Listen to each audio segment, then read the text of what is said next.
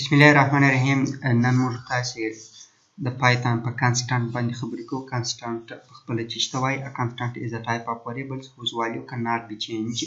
It is helpful to think of constant as containers that hold information which cannot be changed later. خپله به پایتون کانسټنټ چې دی دا د وریبلونو یو ټایپ دی یا یو نوع ده د وریبلو چې د دې والیو یا د هغه کم معلومات چې دی یا دغه وریبل کانسټنټ وریبل کې چې موږ کوم ډیټا سټور کړې ده هغه بیا وروسته نه چینج کیږي، یعنې تغییر نه کوي. همداسې دا زموږ سره دا کومک کوي کوم وخت چې موږ غواړو په میموري کې د یوه لوکیشن یا د یوه کانټینرز ډیټا یا معلومات چې دی هغه چینج نه کړو، نو موږ تاسې هغه وریبل کانسټنټ معرفي کوو، یعنې ډیکلیریشن یا کانسټنټ کوو. یعنې څنګه خپله موږ تاسې کانسټنټ وریبل په پایتون کې کار کوو. موږ تاسې په نورو لنګویجونو کې یا ژبو کې لکه جاوا، په جاوا کې موږ تاسې لپاره چې موږ تاسې یو کانسټنټ وریبل معرفي کوو هغه فاینل کیورډ کاروو، چې د فاینل کیورډ په واسطه موږ کوم وریبل فاینل کیورډ کو نو هغه والیو نشي چینج کیدای.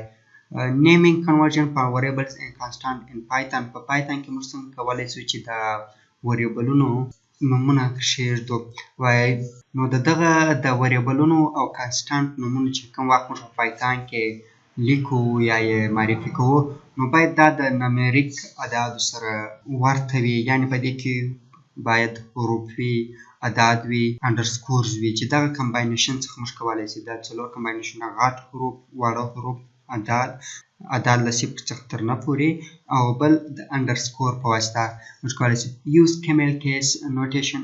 کیمل کیس نوټیشن دې ته وایي کوم وخت چې موږ تاسې یو وریبل ډیکلیر کوو نو هغه کیمل کیس نوټیشن دې ته وایي چې شروع به یې له کوچني حرف څخه کوو، بیا که دا وریبل د دوو کلمو له یوځای کېدو څخه جوړ شوی لکه زه وایم فرسټ نیم، دا دوې کلمې دي، فرسټ یوه ده او نیم بله ده.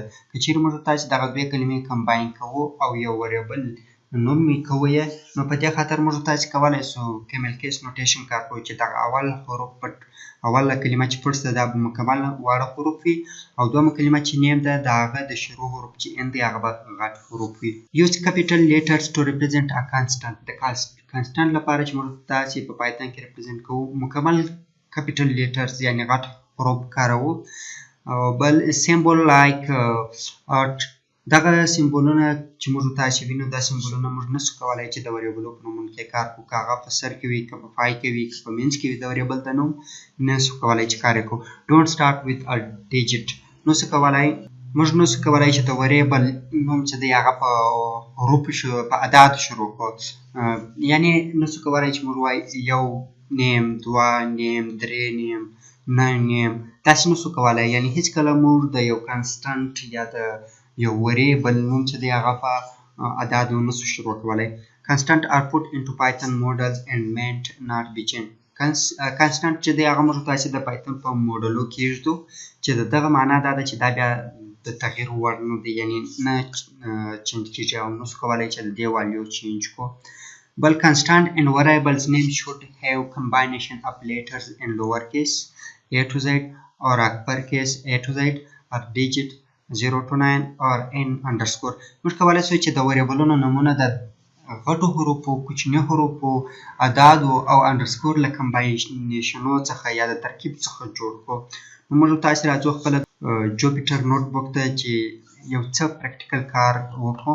دا زموږ ستاسې لپاره جوپیټر نوټ بک دی. دا زموږ ستاسې لپاره کانسټنټ دی، یعنې کانسټنټ وریبلونه دي. کوم وخت چې موږ غواړو یو کانسټنټ وریبل معرفي کړو هغه به همیشه په غټ حروف وي.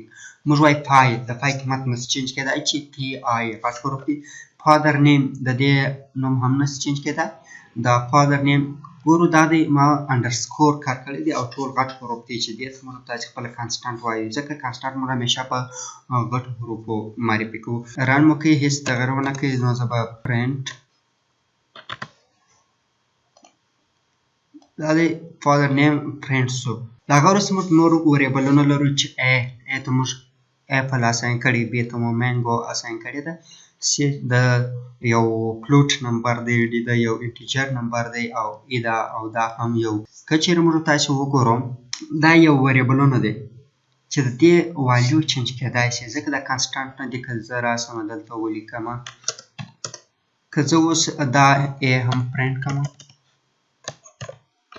راسم دا a هم پرنټ کړم دلته پرنټ دی. که زه دا اوس رن کړم که وګورو دلته لومړی دا د a وریبل چې دی دا چینج شوی دی. که وګورو a ایفل بیا هم دغه a د وریبل د کانسټانټ نه دی دا a ګریپس ته چینج شوی دی.